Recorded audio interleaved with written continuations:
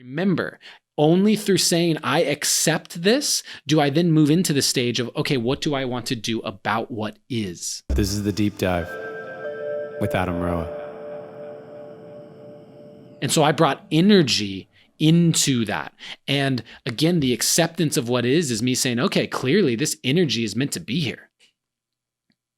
For whatever reason, this energy is what has wanted to be here for this interview and this podcast I'm doing with you right now. I have a bit of that energy in me right now.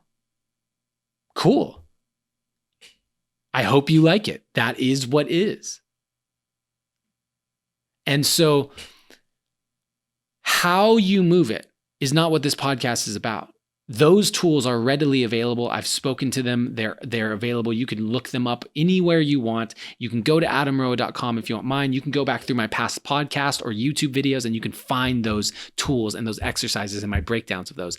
This is in helping you understand how to accept what is, and how by doing that, you actually step into phase 2, which is how do you want to be with it?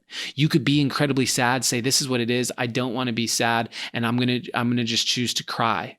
I'm going to sit here and cry. You could say, I want to be sad and sit there and cry. But that crying, that could be moving it out, or that could be cycling in the sadness. I don't know. You'll know. You need to be honest with yourself. Hey, have I just been sitting here crying for the last 20 or 30 minutes because I want to feel like a victim, because whatever, or is this moving it through?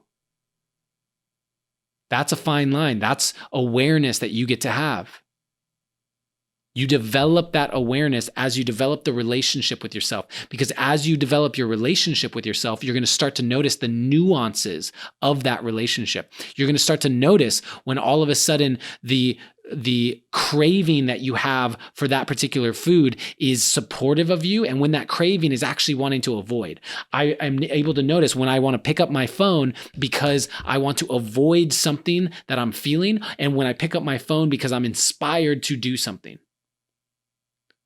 And without noticing the nuances in my body, without actually being able to see them and pay attention to them, and without having developed that relationship, I don't catch those moments. I pick up the phone and I think it's supportive all the time, or I pick up the phone and I think it's not supportive all the time. You get to develop the relationship with yourself so that you can catch the nuances, so that you can become more effective in how you process your emotions. And the processing of those emotions begins with the acceptance of those emotions, by dropping the resistance to what is.